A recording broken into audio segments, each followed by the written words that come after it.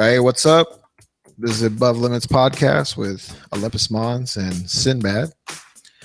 Once again, just hitting y'all up with a general discussion of politics and current events happening within the past week, the last couple of days. And you have anything to say, Sam? Get this show started. What's up, world? How's it going, listeners? Is it dark where you're at? Because it's dark where I'm at, man. We wear shades, whatever, right? Hey, we wear shades indoors, but it is kind of blinding in here. I do have the shades open, the windows open, and on a Texas summer day like today, it's near 100 degrees and super bright and sunny out. Got to wear the shades. Got to wear the shades. So, what do you recently put out your music album, right?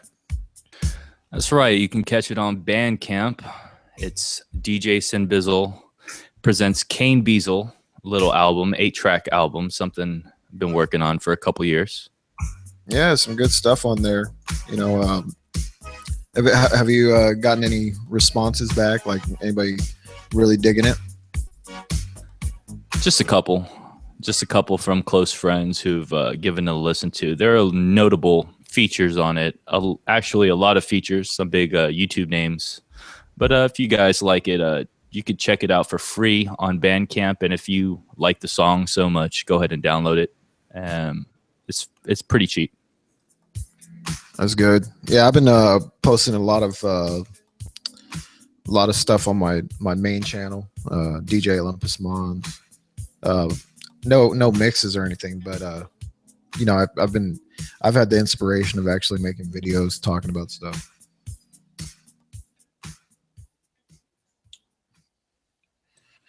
So let's go ahead and get into this. What's the first thing you'd like to talk about? Seeing you're digging this 2016 Olympics coming up?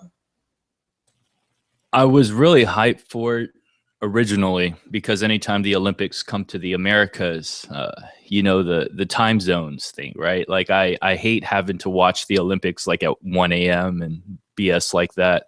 But whenever it's in the Americas in my time zone, I always get a little hype. But there's a lot of controversy surrounding the Rio Olympics. I don't know if you've heard, but there's been controversy with the Russian team doping. And there's also controversy with the readiness of Rio, the whole corruption with gangs and the pollution and that sort of thing. And then there's even the factor of the Zika virus, which is probably the highlight of the controversy. Yeah, hopefully none of them volleyball players get pregnant over there because they're pretty fine. Isn't that the worst scenario? You have all these athletes in their prime, and shall one of them have the chance to produce offspring that is the most fit for survival, yet completely neutralized? Yeah, it's highly doubt anything can happen. I didn't even know. I mean, I totally forgot that the Olympics were even happening. And, the only thing I knew about it is that, Rio is a fucking shithole and it's full of polluted water and violent young people in the slums. And I mean, probably the worst place to have the Olympics at. Yeah, the news outlets have reported that for the marathon, for the swimming marathon, for the swimmers not to open their mouths while swimming in the bay. Yeah, that sounds like pretty practical. Just don't open your mouth. Don't breathe. It's hilarious because the Olympics is supposed to be the highest class athletic event. It's supposed to showcase on a world stage the best type of athletic competition, yet the venues are probably at the lowest development rate. It's a poorly developed area. I think that just from what they've done in the last couple days is a testament to the crime rate. they've increased security to such an extent where all military, all police force, they're not allowed to have special leave. They're not allowed to have sick days or vacation during this Olympic period. And traditionally, you know, these older police officers or the officers that would have desk jobs, they're all now on patrol duty. So that's just a, you know, proof that there is a problem with the crime rate over there, and they're going to such lengths as to dispatch military, Air Force, and their Navy to monitor the cities. That's, to me, that's insane. Yeah, I was watching a video a couple weeks ago, maybe a month or two ago, and it was basically like little kids that would just, anybody that looked, they had a chain around their neck or uh, anything in their hands, that a phone, like they would just literally just go up to them and just take it from them. And then like if they weren't successful the first time, they would continue to do it. And like all these people just like having to fight off fucking little kids with no shoes or anything, just trying to steal their shit. Like almost like little fucking gnats, you know, just bugging people.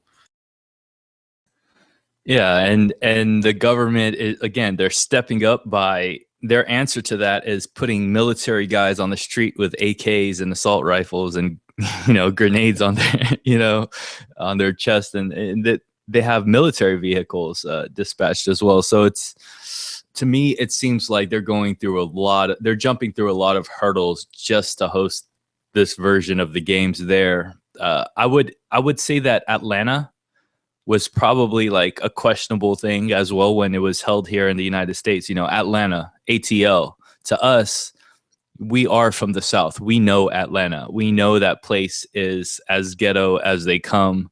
A lot of places in Atlanta are not the safest places, and they pulled it off pretty well. But I would say Rio is like Atlanta times 1,000. And so it's going to be a unique disaster, in my opinion. I think it'll work, but I think there'll be a lot of controversy surrounding it even as they go through it.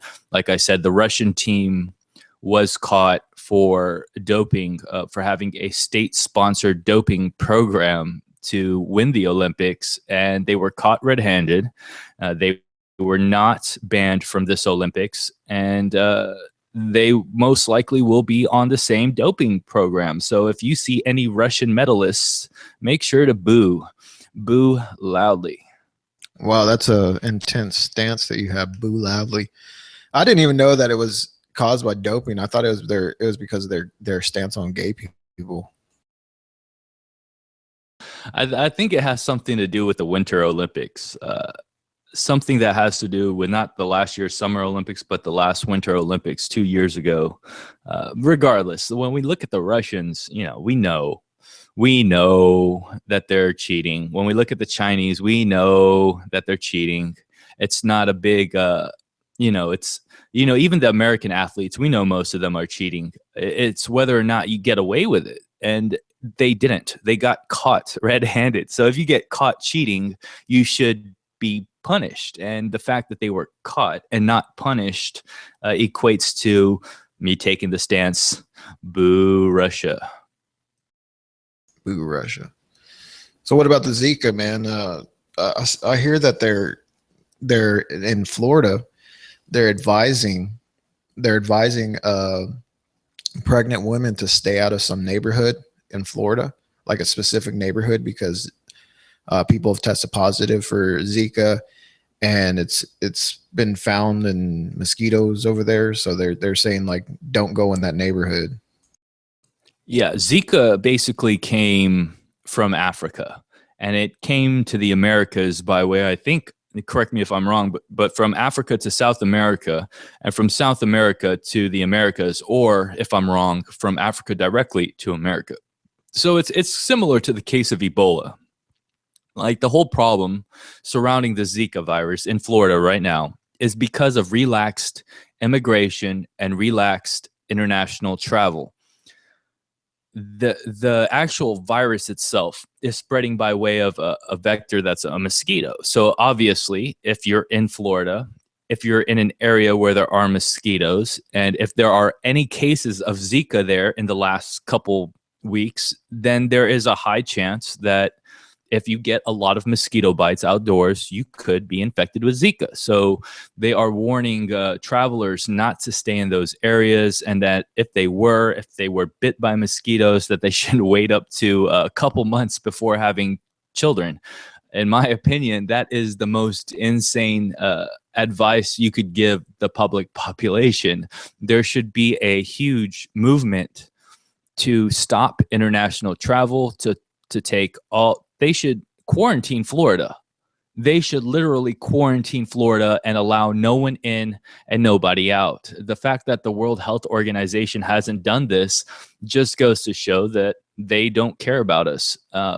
Imagine if this was Ebola, right? What would they do? They would quarantine. They would stop travel immediately. But they haven't done that because the Zika virus only affects newborn babies or babies in gestation. And we already know America's stance on abortion and that sort of thing. And, you know, that they really have no care in the world for unborn babies. That's why I think this problem isn't being taken care of. If this affected people that were already grown up, I think they would stop travel. But again, yeah, if you're in the Florida area, if there are Zika cases in your area, just be careful. Stay indoors, wear long sleeves, long pants, contact the World Health Organization and, I don't know, start a petition, let them know. Well, I have to correct you on as far as the Ebola. Remember when the Ebola outbreak came, the people that were, when they were man quarantined, I guess in Dallas or I forget, Houston, I forget where it was, but they had the people working, the nurses and stuff, like just going on planes and shit, and the lady wouldn't stop going on planes. She said it was her constitutional right to be able to go wherever she wanted. That they're affecting her civil rights because they were like suggesting to her not get on a plane and stuff after she probably was exposed to like one of the most contagious fucking deadly diseases that could cause a pandemic. You know what I mean? And it was found that her unit where she worked at was like severely underfunded and was not prepared for any type of Ebola outbreak, but yet she's like still allowed to go out and do whatever she wanted, and then say it's her constitutional right to do whatever she wants. That's ridiculous. I think somebody like that should be jailed. I think they should be jailed.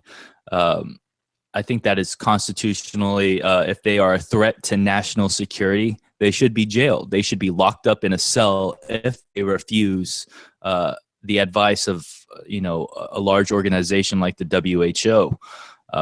Same with, any type of U.S. government health organization that says you should not do this, you should not do that, you should quarantine. If you don't follow those direct orders, then you're putting America at risk. You're a risk to the national security, and they should jail you. Now, for this Florida case, like I said, it's not a virus that spreads like Ebola. It's not a virus that affects people like Ebola. So there's less of a taboo about it. But that should not be the case. They should treat it as if it were Ebola because it is affecting childbirth, essentially. There are tons of cases where these babies are being born with half a brain or half a head, and it's disgusting. It's sad for these mothers or these parents that are having children, probably their first child, and as far as they know, they were healthy.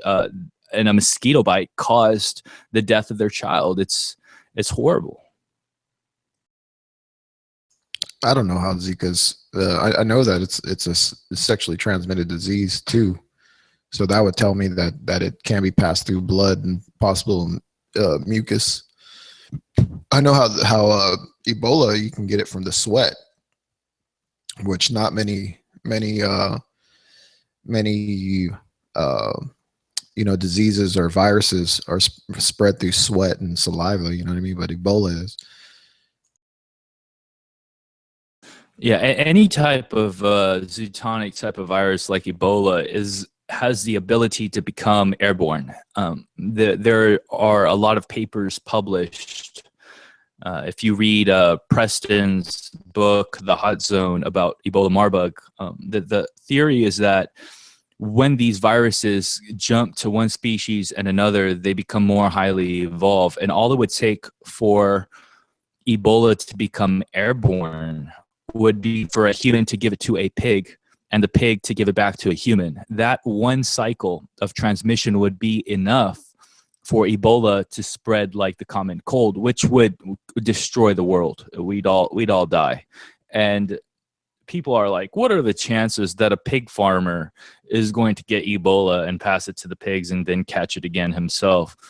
Well, the fact that we have the flu every year should prove that it's highly possible. Every strain of the flu virus is exactly that, and they need to handle Zika like the Ebola virus. Basically, if Zika becomes highly evolved, meaning transmits to a certain type of animal and then back to a human, we could be looking at an epidemic.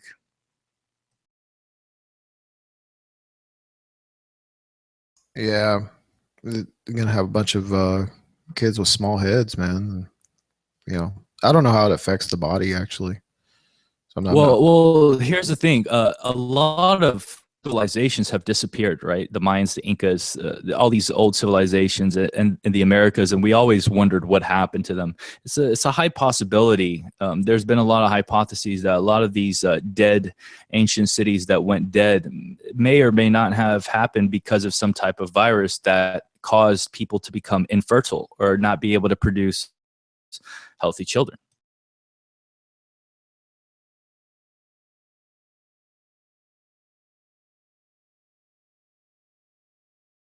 Yeah, sorry about that. I was checking out something.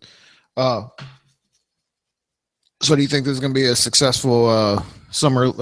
It's Summer Olympics, right? And do you think anything, any possible terrorist attacks over there?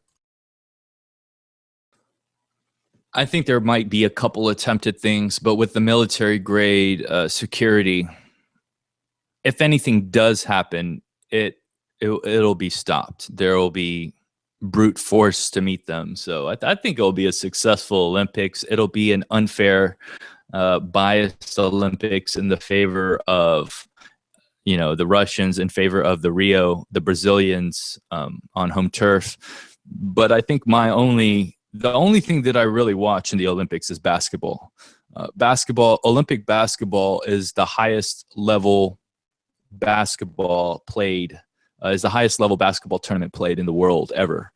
Since they allowed NBA players professional athletes to compete in the Olympics in 1992, it has become like the largest spectator team sport. So with Team USA destroying China, Venezuela, and or the day before or yesterday, defeating Nigeria by points of like 50 or more, it goes to show that America's ready for the tournament. Even without LeBron James, without Curry, without Harden, the Olympic men's team is still a brutal force, still a force to be dealt with.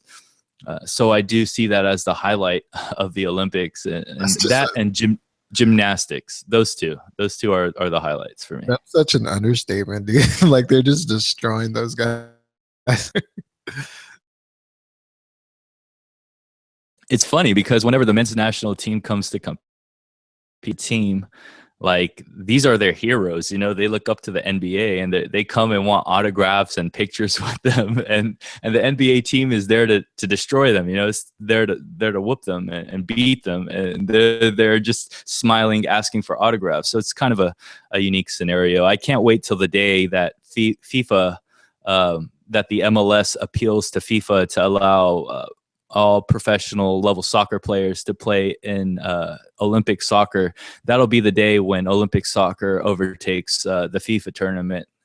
We know that FIFA's corrupt and they'll always try to keep the World Cup as the premier tournament. But in any scenario, it'd be nice to have basketball, soccer, and all the world sports presented at a high level at the Olympics.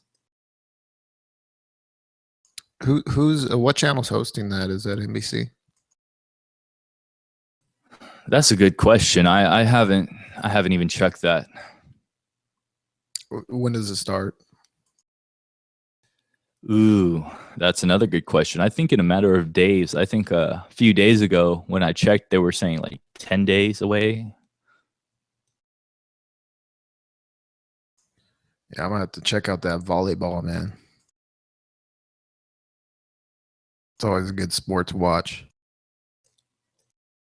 Oh yeah, women's volleyball, especially the Brazilian team. That should be a very high rated uh, matchup.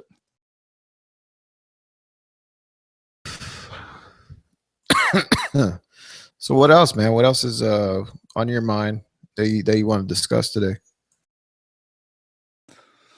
Well, there's a lot of things going on this on the world stage, especially concerning the war. Despite the elections, despite the Olympics, and all this cool stuff they show us in the news, there's actually a war going on that most of us don't really know about. The war in Syria is raging. It's raging on like never before in Aleppo, Syria. We have the Russian forces coming in with airstrikes all morning, all day. And we also have the rebels pushing forward like never before. And I guess it's funny that the whole world wants to know about the Zika virus and all these things, but you have tens of thousands of people just dying like it was nothing. Yeah, did you hear about the Russian helicopter that was shot down in Syria? Yeah. I didn't really read up too much on that. Do you have any news on that shoot down? Uh, Not really. I saw an article on it that you know, I think they were giving aid. They were trying to do an aid mission or a rescue mission. I don't fucking know, but it was shot down. I thought that would be pretty big news. You know, sign of aggression uh, towards Russia, which is usually always bad. Well, that would definitely explain Russia upping the ante. I think right now it's safe to say that the rebels are losing. The rebels are definitely losing. Now it's interesting because for our listeners out there that don't know what's going on, basically you have three parties involved. You have Assad's regime, the Syria regime.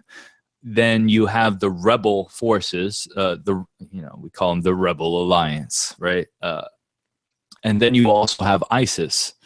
So you have three factions vying for control in Syria. ISIS controlling most of the south eastern part of Syria. You have Assad's regime controlling most of the other side of Syria, and you have the rebels caught in the middle. And the United States originally, our stance is to aid the rebels to overthrow Assad.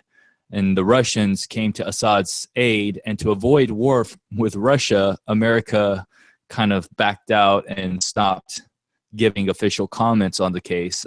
So it's a big clusterfuck. You know, it's a big, horrible hoopla, and there's no fixing it at this point. At this point, it's more or less let them kill each other off, and whoever comes out as the victor, that's who will most likely support.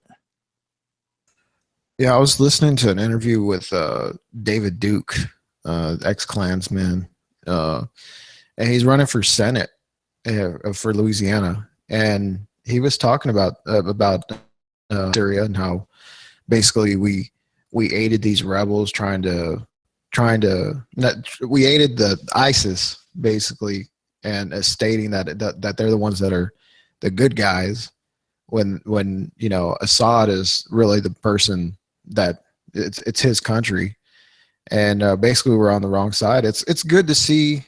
I mean, as much as you know David Duke's passed, but it's good to see people out there, you know, that understand these things and that are trying to put the truth forward as far as you know the U.S. involvement and the confusion and us supporting the wrong side with the Obama administration.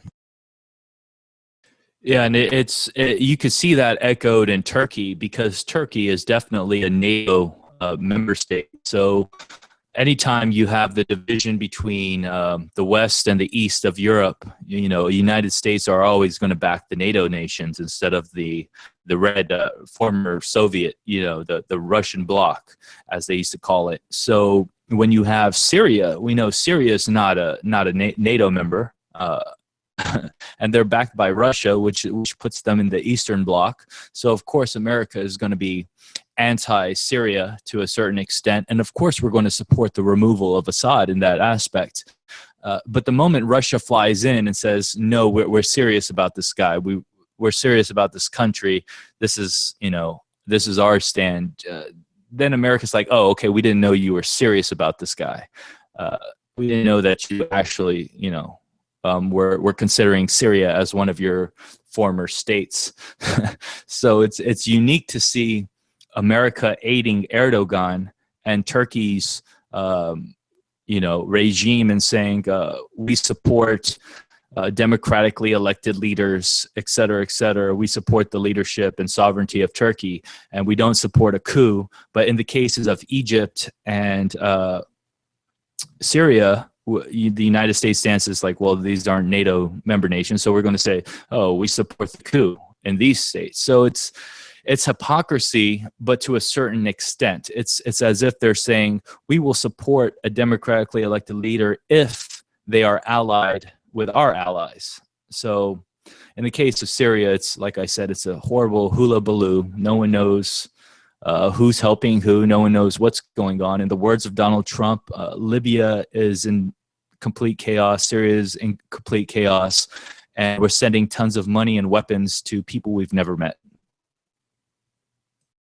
Yeah, that, and they're stealing. They're taking it back. They're just coming in there and, you know, pulverizing people, and then stealing all the weapons back that we that we gave to whoever we gave them to.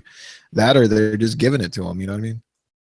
Yeah, and that's the reason why America has gone into Libya now. I don't know if you've heard, but in the last couple of days, we've been conducting huge airstrikes in Libya against ISIS, because ISIS has taken control of Libya ever since Hillary Clinton went in and killed Gaddafi with NATO. Getting rid of Gaddafi created the destabilization of Libya. And with the destabilization came the terror groups, and then their ultimate pledge to ISIS.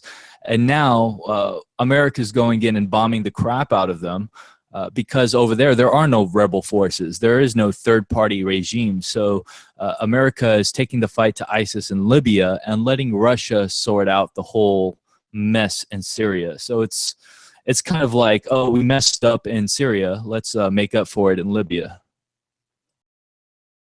Yeah. We just need to get the fuck out of those countries, man. Stop worrying about them. And that is why I think Trump is a great candidate with a good stance on foreign policy, and his stance towards Libya and his stance towards Syria. I think Hillary Clinton's stance in those nations is the same as Obama's, which is a clusterfuck. You know, that's my biggest problem with Hillary Clinton, is that not only is she a liar, but, like, you know, she's feeding into these idiots that think that you know, there's still a chance for this hope and change, that what Barack Obama promised to everybody is still in the process of making, and for it to continue, that you have to vote for her and vote her into office, which is a total lie. You know what I'm saying? Michelle Obama, she goes up there, and you should never say this country was never great in 2016, but in 2008 she's saying that for the first time in her adult life she's proud to be an American and all this shit. It's like, well, you know, what did you say in 2008? That you weren't proud to be an American? You know what I mean? Basically, because your husband got elected, that he's going to bring hope and change, these buzzwords that get people fired up. And I know I'm going here and there in the topic, but, you know, you have like Bill Maher, right, who is like totally fucking pandering to Hillary Clinton and pushing her agenda and trying to get her elected. But as he was in favor for Barack Obama, he saw that Barack Obama wasn't doing shit, and he would criticize Barack Obama during his presidency. You know what I'm saying? After he was in favor, or now he's like, we have to elect Hillary. It's like, dude, like you're doing the same thing you did the last time. You know what I mean? And you see this all across the media.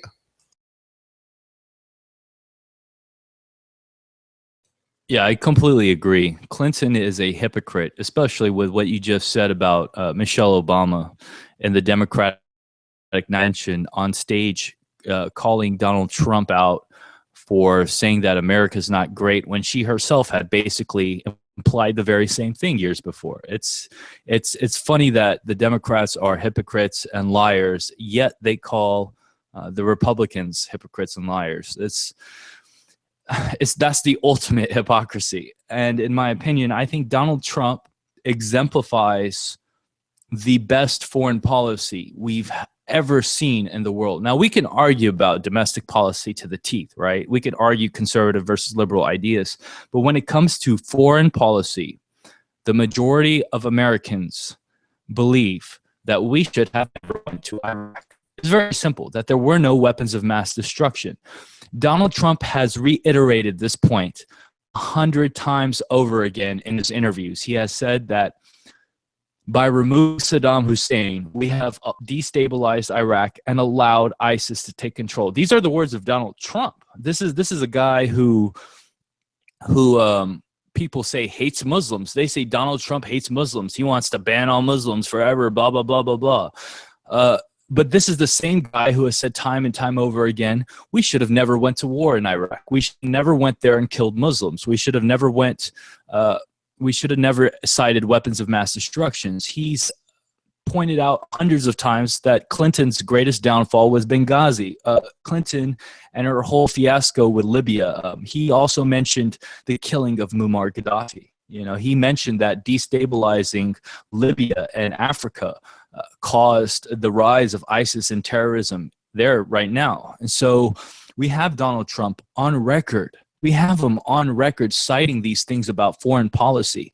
Yet the Muslims out there who agree with him 100% are still going to vote against him because Clinton beated him with the Khan family. It is a ridiculous idea to throw away your vote for somebody that believes in the same foreign policy as you just because somebody who looks like you, who sounds like you, stands up on stage and says a few hurtful things.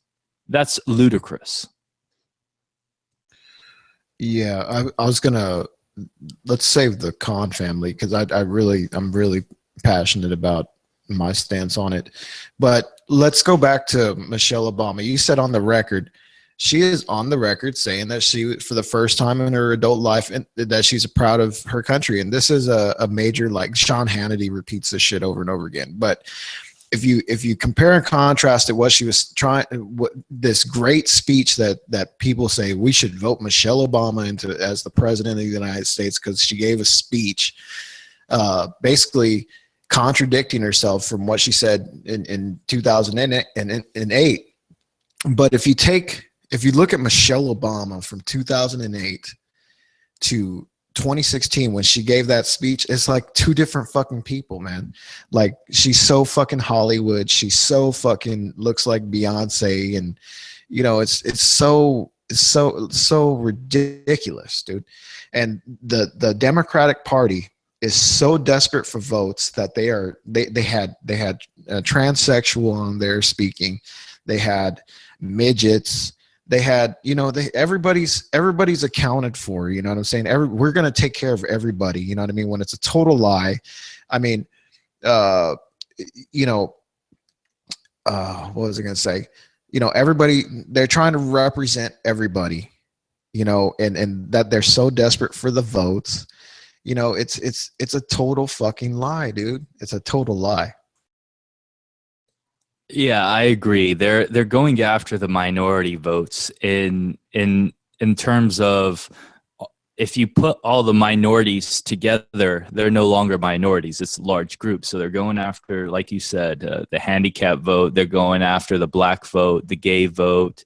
They're going after the trans vote, the bi vote. They're going after the Indo-Paki vote, the immigrant vote. They're going after the Muslim vote. They're going after the atheist vote. It's ridiculous. They're going after all the minority votes and putting them all together to make a large group of people. When in fact conservative America is the largest group alone, and they figure, oh, well, maybe if we just gang up on them by putting all these minority groups together, we'll win. And it's a pretty good tactic. It's that the Persians used in warfare. The Persian military was composed of armies from all over. You know, if a good example is the movie 300, you have, you know, the Spartan army. They're just the Spartans, right? They're just one small state of Greece, and they're defending themselves against the Persian Empire, which is like the armies of like a million different nations, small little armies, but put together, they're a large force to be dealt with. So in that aspect, I think the Democrats are, you know, they're putting together their forces right now. That's what this convention was. So, you know, they're rallying the troops, and they're all going to try to march together to take over conservative America. And it's a sad day when the polls actually reflect that. Yeah, and there's not going to be no hope and change. Obama was supposed to do all that. Did he do it? No, he didn't. Was he stopped in some points by you know, the Senate and the Congress? Yeah, he was, but still, I mean, he has plenty of other options and ways to deal with things. But let's talk about this, okay? So for the longest time, if you asked 8 years ago, before Obama got elected, would people be married, same-sex people be married, and on the Democrat and the Republican side, and both sides would say no, that a marriage is between a man and a woman. It took Joe Biden, the vice president, to state on record that he didn't give a shit. He thinks that they should be married. And then that was a big deal. But everybody forgets all this shit. You know, everybody forgets everything that is important, like the fucking Pulse nightclub shooter. Was he gay, or was he a Muslim radical? We've totally forgotten about that shit. You know what I'm saying? But it took Joe Biden to say, I don't care if people are gay, lesbian, bi, or whatever. If you love somebody, you should be able to marry them. And that was the start of the change in the Democratic Party. Like, it was acceptable to do that. And almost like a week later, President Obama is stating that he's in favor of gay marriage. You know what I'm saying? Yeah, I think a lot of it has to do with priming the Supreme Court.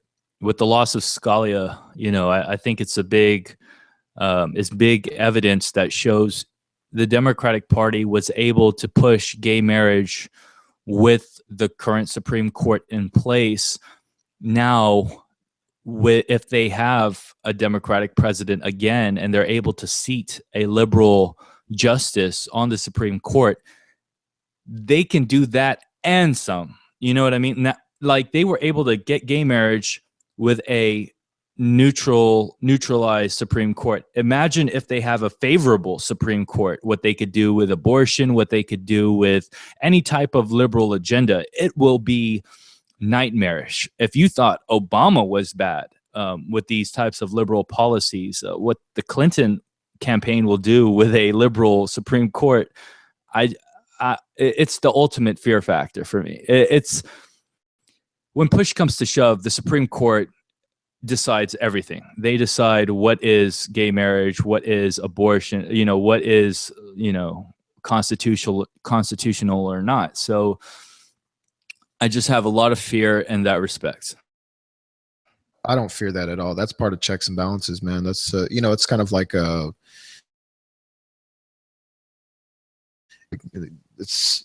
is what it is, dude. You know what I mean? It's part of the checks and balances of government. That's the way the founding fathers wanted it, and that's how it works. You know what I mean? Well, and that if that's how it works, then we need to educate, or the American public needs to be educated on this topic, and they need to vote for a conservative president so that the Supreme Court can be balanced. That should be the priority uno. I don't care how much you hate Trump, but Scalia has to be replaced with a person just like him in order for the Supreme Court to continue to be unbiased. Otherwise, you're voting essentially for a biased government with no checks and balances. I don't agree. I don't agree with that. But you know, that's all right. Well, I mean, right now the Supreme Court is what is it? It's 4-4, or what is it? 3. It's an even vote now with Scalia gone. It's an even vote between liberals, or excuse me, it's if you seat right now a liberal person, it'll be like 4-3 or whatever. It'll be unbalanced. It'll never end in a tie break. Yeah, I'm trying to comprehend what you're saying. I mean, I get it, but like usually what you have on the Supreme Court is you have a group of liberals and a group of conservative judges, and they'll usually come to a standstill on every case. That's why gay marriage took so long for them to debate, because it was half and half. And now with one of them dead, basically the Texan representative, or like the Southern, conservative guy, he's dead. So they have to replace him. Now, if the Democrats get into office, the Democrats will elect a liberal person, right? And that'll tip the scales. If a Republican gets into office like Trump, he'll nominate somebody who is conservative that will replace Scalia and continue to carry on in his stead. You see what I'm saying? But if a Democrat elects a liberal person, the scale tips, and so the guy who left office is replaced by someone opposite of him. So the Supreme Court will always forever be in favorable of a liberal agenda as long as that scenario is in place. Even if after that a Democrat or a Republican comes into office year after year, it still won't change it, because Supreme Court justices. yeah, you kind of lagged out at the end. No, I know what you're saying. I know what you're saying, but they are always, every president is going to be able to elect a Supreme Court. It's just the way it does. Like, what is it? Black dude. He wants to retire. You know what I mean? And they're able to do that, right? They're able to retire. I don't think it works like that, but yeah, they can say they want out, but ultimately, we know how the government works. There are people who have crosshairs pointed at these guys for every little move they make. Every step you take. That's what that reminded me of. Well, anyways, let's go back to the DNC, Democratic National Convention. One thing I did not like that I saw was people burning the flag. I've seen these, and that's what the Democrats are totally trying to appeal to, is social justice movements. You know what I mean? Everybody has to be represented, and that's all nice and good. Everybody has their passions and stuff like that, but don't let it consume your fucking life, man.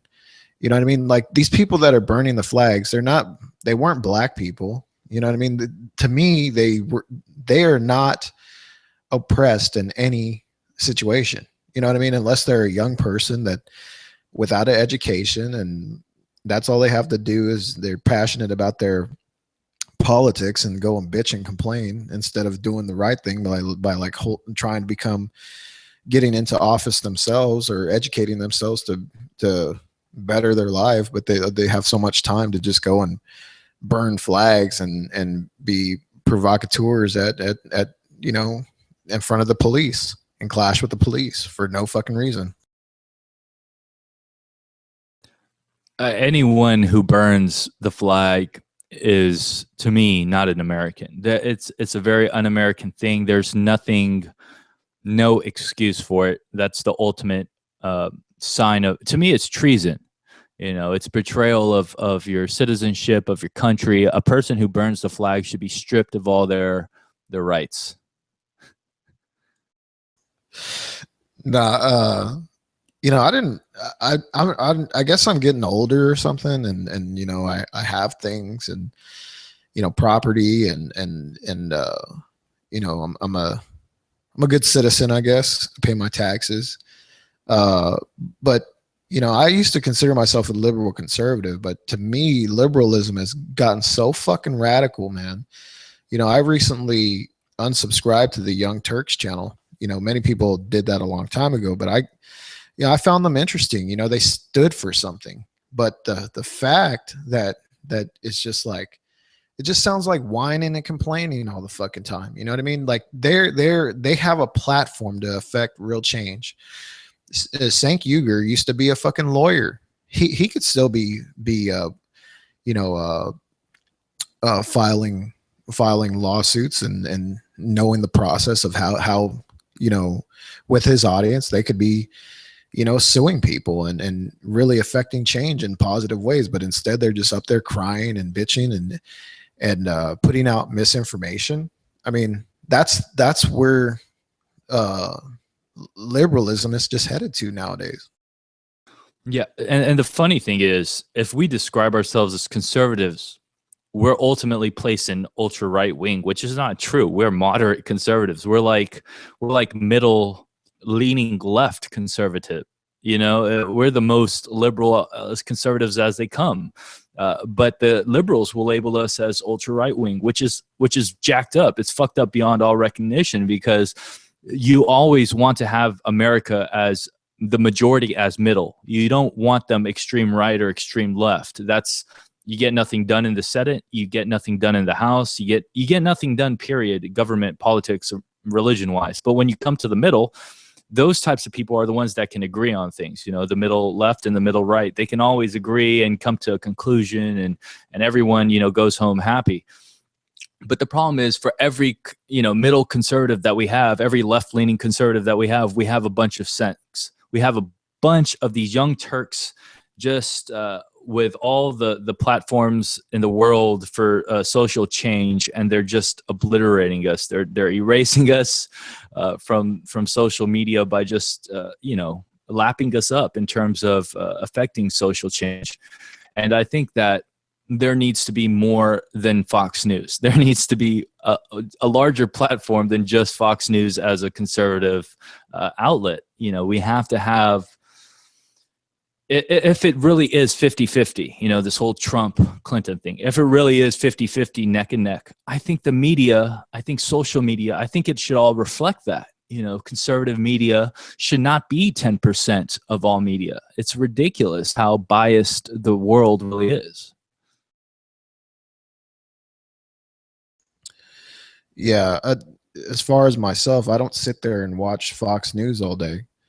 You know, I think early on in my adult life, you know, my 20s, I would watch Fox News, and eventually it got to the point where I was yelling at my TV because of how fucking fake these people are and what fucking false reality they live in. And you can tell by the psychological warfare that's being played on you. And to move forward into the conversation, I've been feeling that type of psychological warfare in with regular, you know, MSNBC and CNN, and I'm sure that it's that Fox News is talking about the Khan family. And you know, to me, you know, I sat there for like, I know when I'm being bombarded with psychological warfare. You know what I mean? You know, I sat there because I like to listen to the news like right before I'm about to get on off of work because I've listened to all my other shows that I listen to, and so I'm listening to the news, and literally for the whole fucking day they were talking about the Khan family and how Trump should be held accountable for what he said to them, what he you know he jabbed right back at him, you know, and then I was like, you know what, I got to change this. It was almost like listening to fucking Destiny's Child or Beyonce. I just had to change it. You know what I mean? The minute I heard it, change the dial. I just don't want to be. I'm being serious. I just don't want to be bombarded with that fucking bullshit. You know what I mean? And uh, the next day, I totally forgot about it. I was gonna make a video about it, but I was gonna wait because I wanted to see if I wanted to, test it to see if I was wrong. You know what I mean? Maybe Right. it's just fresh news, and you know, eventually they'll stop talking about it. So the next day, I'm listening for about 15 minutes, and they're talking about something that totally doesn't have to do with it, right? And then they're about to go to break, and they said this, Christian Camerata or whatever. She's like, "Do you know what the number one selling book on Amazon is today?" And she said, "It's the Constitution." This story next, guess why? You know what I mean? And I'm like, oh my God, here it goes. And so when they came back from commercial, boom, it just nothing but right back to where I was yesterday. And they're talking about the fucking Khan family, dude. You know what I mean? Let's think about this. Their leading story was that there's 30 gold star families that are wanting an apology and for Trump to step down and all this shit and recognize that he's a bad presidential candidate. Out of everybody that's lost a fallen, that a family that's had a fallen soldier, son, daughter, grandson, niece, aunt, uncle, dad, mom, they could find 30 fucking liberals to go up there and sign. 30 is not a big number. You know what I'm saying? Like they could find 30 liberals that lost a family member to the wars that Donald Trump had nothing to do with, easily.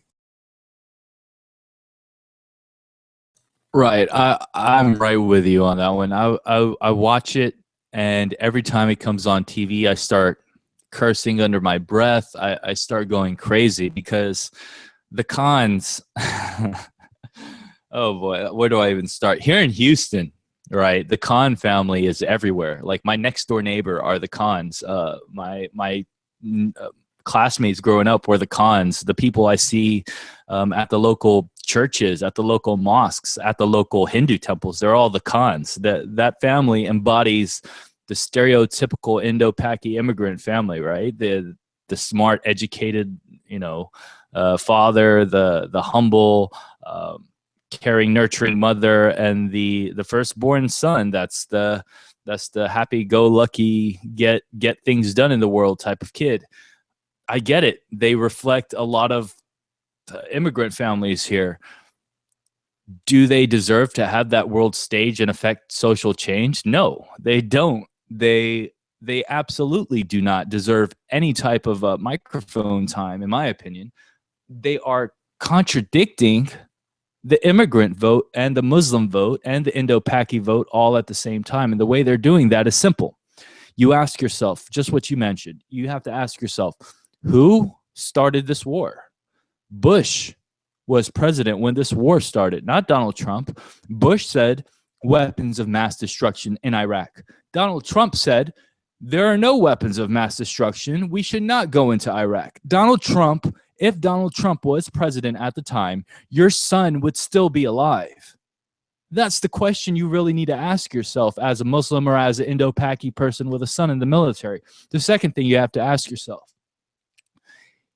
he says that Donald Trump has admitted that Obama has pulled the troops out early, and he gave the dates that he was going to pull them out. So all ISIS had to do was sit back and wait, right? So the whole reason why ISIS is even out there killing American troops in the first place, or killing Americans and starting these terrorist attacks, is because of Obama. It's not Donald Trump that caused ISIS to be created. So again, ask yourself as Muslims, what is it with this Muslim agenda? Why are people all against Muslims all of a sudden? It's not Trump's fault. It's Obama's fault. Obama created that scenario by destabilizing the Middle East.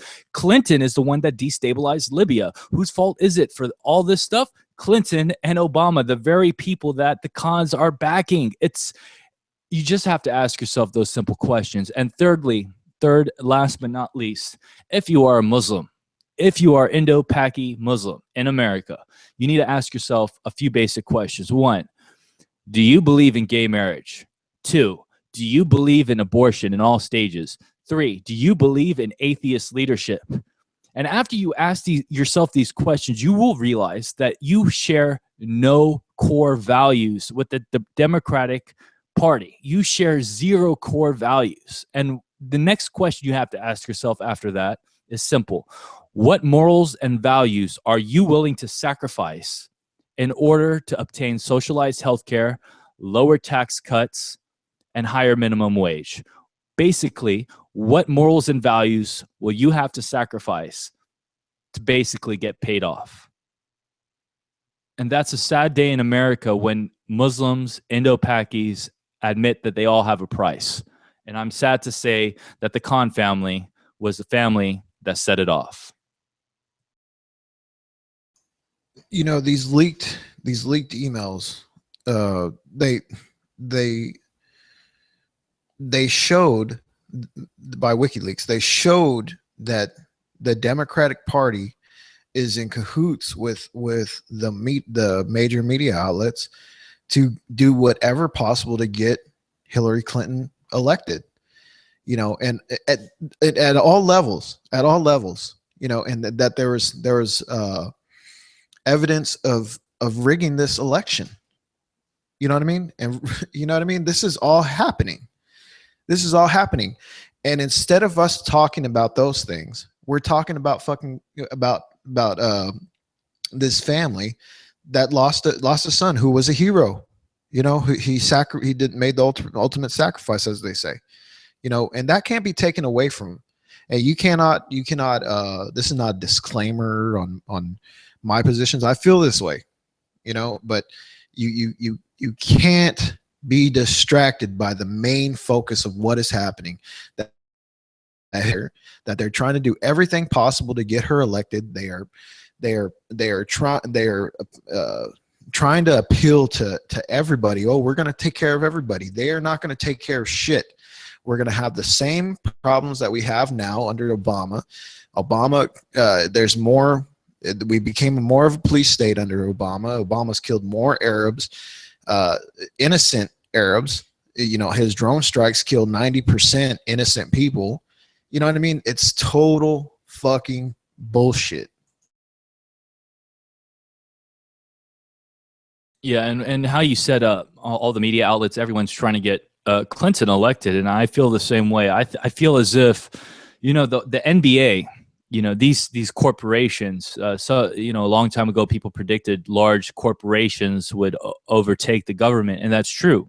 What's happened with the NBA is they've moved All-Star Weekend from Charlotte. They've rescinded the Charlotte nominee as that's where the All-Star game was supposed to be next year, and they rescinded it because of Charlotte's new law. The equality law or whatever, because Charlotte, because, you know, the Southern United States is conservative in the way that they reflect their laws based on gay rights and such, that the NBA is going to move a multi-billion-dollar, you know, what could boost the Carolina economy. They're going to move it to another state. So in other words, a state economy is going to suffer at the hands of a large corporation because of politics. And that's horrible. The day that large corporations can influence political change and destroy state economies over such. It's only thought that the government could do those types of things, but no, now giant corporations can basically levy sanctions against your state as if you were a terrorist nation or some sort of thing. It's ridiculous that they would have that power. And we see that in the presidential elections right now, as Donald Trump faces up to debate against Hillary Clinton. They're supposed to be the largest live debates in the history of mankind. They're supposed to get the highest ratings of any type of broadcasted media ever in the history of mankind. And they have scheduled them alongside NFL games. NFL, you know, the NFL is a big thing in America. A lot of Trump supporters, conservative Southern Americans, would say that they are huge NFL aficionados. They are football connoisseurs. So for them to miss an NFL game to watch Donald Trump destroy Clinton, that's a toss-up. You know, they're going to be flipping back and forth through channels. Now, Donald Trump is slated to win every debate, of course. He is a great debater. He destroyed a lot of the Republicans in the debate for him, and Clinton is not really primed to do much damage to him. So the fact that it's on a large stage at the same time as an NFL game will destroy ratings, in my opinion. I think that it's done on purpose almost, and I think the NFL, the NBA, and all these large corporations are just playing in. They're doing the best they can do to help elect the most liberal candidate possible, and it's a horrible thing when corporations have that power. If anything that we could say off of Donald Trump and the Khan family is that at least he's organic or original. You know what I mean? Like he's not reading a teleprompter. He's full of mistakes. You know what I'm saying? And he says what he says, and he means it. He says what he says, even if it's, you know, when you're up there live in front of people, you're gonna say stupid shit. You know, not everything I'm saying right now is everything's. I don't have a script in front of me. You know what I mean? And that says a lot to say compared to, you know, the Obamas with their great. He's a great orator because he can write these speeches and just read them off a teleprompter. You know, that says a lot about a person. Yeah, I mean, don't get me wrong. I'm not in love with I don't really like Trump, period. Like when it comes to him as an individual, but you know, you put Trump next to the Clintons, next to the Obamas, and if I have to base it on that, yeah, of course Trump looks like a superhero compared to those crooks. So it's real simple for me. He's a sadistic, um, power crazed, power hungry businessman. You know, basically, you know, your Wall Street guy. You know, in the suit, the CEO, the CFO, the guy who walks in a building and fires people left and right and tells them to shut up and this and that, and the guy who takes an hour to get into hair and makeup and that sort of thing. Yeah, I don't like that. Of course not. No American wants that as their symbol. He's the New Yorker.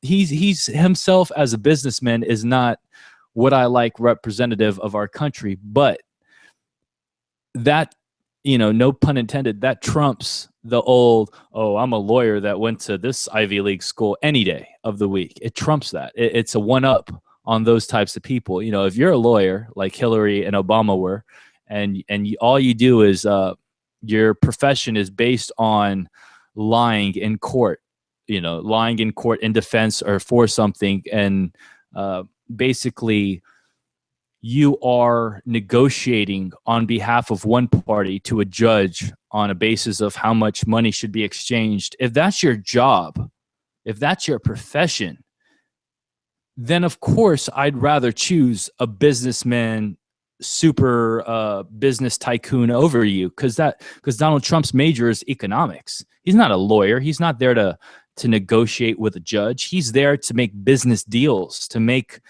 contracts, to get shit done. That to me is a huge difference in professionalism. Like it'll do what this country needs to get done. So in that aspect, of course, I choose the lesser evil with Trump. So, what else is on your mind there, Sin? What else you got going? That that big brain of yours. Hey man, we got the Khan family. We got that done. That was probably the biggest thing on my mind. I feel sorry for all the people dying in the Middle East and such, but yeah, those are the big hit points for me. Yeah, man, it's such a just. I'm telling you, man, these WikiLeaks. There's more to come out about Clinton. I mean, the Clinton Foundation, what they did with all that. I mean, these people. I was told the other day. I was in a chat room, and somebody was saying, "Well, the if you ask the typical person, they don't know who Bernie Sanders is." I'm like, "Are you fucking kidding me?" Like, if like I told him, I gave him this argument. if you look on Facebook, right, and if you Facebook is full of really unintelligent people that probably shouldn't be using a computer or social media in general. I mean, when the fact that you'll have like people killing each other just off a post off on Facebook just says that there's some type of evil lurking behind the scenes with that application, you know. And I told him, you know, Facebook is full of ghetto ass people. And when you look at the people that you can tell they're not intelligent, they're not in tune with anything having to do with politics. They couldn't explain anything, any type of political view logically and factually. They're just going to regurgitate something that they saw and regurgitate it, uh, not even the way it was actually presented to them. Just look at the Facebook post, and all those people that do that were all Bernie supporters. You know what I'm saying? So for you to tell me that nobody's heard of Bernie Sanders is wrong, is totally wrong. And you know what I mean? People would have had more of a chance at real change, having Bernie Sanders over Hillary Clinton. And with these emails and everything that's been shown, the corruption that's going on, people just don't care. They're just willing to follow the whatever's being told to them and not really understand. And which these are people are voters, you know, that are gonna get these people elected that shouldn't be elected. You know my stance on this. I've always believed that uh, the internet should be licensed like a driver's license, that people should have to go to school and pass a test before being able to use the internet. You know, I think there should be a certain level IQ before you're allowed on certain commenting boards or forums of discussion. But that's just me. When it comes to Bernie, I'll tell you what. This is my final summation on the subject. Hillary Clinton will win. There's nothing we can say or do that will get Trump elected, just based on the Bernie primaries. The way she defeated him was cold under the table, and it was cheating, and she won. She's going to do the same thing with Trump. She's going to be cold, calculating. Her entire staff is going to do everything in their power to annihilate him. The Khan family bait that Trump, fell for is proof of that. How his ratings were above hers. Then after that little Khan family fiasco, his ratings dropped. So the Clinton campaign is obviously corrupt, and they're going to do everything it takes to win, and they will win. Now, with that said, Bernie Sanders is a special case. See, Bernie Sanders will not be able to win any election for one reason: his position on Israel. Now, see, Bernie Sanders is a Jew. He is an Israelite. And if there's anything we know about nepotism within the Jewish population of elite Americans, they support one another. They will support one another. Bernie Sanders turned his back on Israel. He made Israel a point that is his weakness, mainly because he blames Israel. He blames the government of Israel, and he calls them out. Unlike the Clintons have a great policy on Israel. Tons of Jewish Americans like Haim Saban, the owner of the Power Ranger franchise. These all the Hollywood Jewish elite, they support Hillary Clinton for their stance on Israel, which is, I'm not saying that's a good or bad thing, but I'm saying when you notice that a Jewish American man running for president is not receiving the support of his own people, it's questionable. It's like, why don't they support Bernie Sanders? And the answer is because of his stance. He doesn't take the proper stance that a Democrat should, which goes to show that Bernie Sanders really isn't a Democrat. He's just running on the Democratic ticket, and he should have ran as independent if he really wanted to have a change. So the fact that he didn't, knowing that, just goes to show that he might have been a stooge.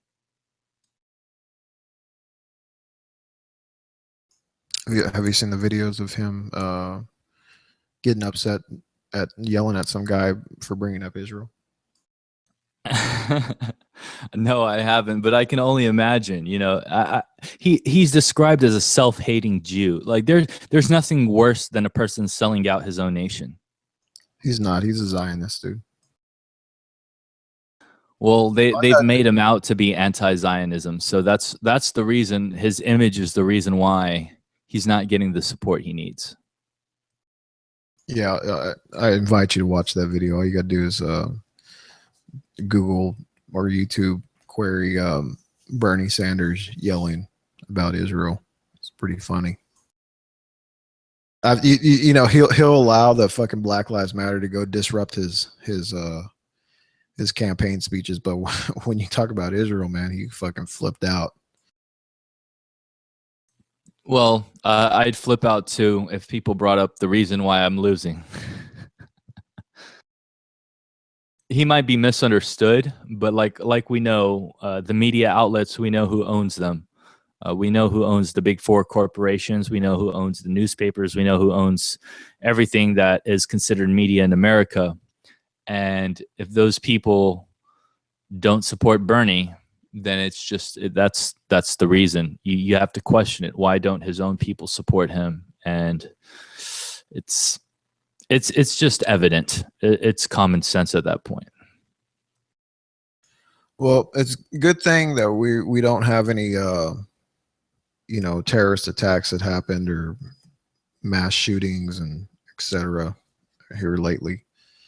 That people were living in peace, you know. So that's a definitely a good thing going on. I like the sound of peace. If Obama can make world peace, if Obama can create some type of world peace before he leaves office, I'll be content with the state of the universe into the direction that it was meant to go. Well, once again, people, y'all been listening to the Above Limits podcast. You can follow us on, subscribe to us on Twitter, follow us at the Above Limits. My YouTube channel is at DJ Olympus Mons. We got DJ Sin Bizzle, Sinbad. If y'all are interested in seeing all that type of stuff, and make sure to definitely hit us up on the Patreon page and support this channel. For those of you interested in wanting to interact with us through chat during our live conversation, hit up that $5 and become a patron today. Yep. Of course, subscribe to this channel. If you like this video, go ahead and share it and get other people talking about us and interact with us in the comments. We definitely do check those out. So once again, this is the Above Limits podcast.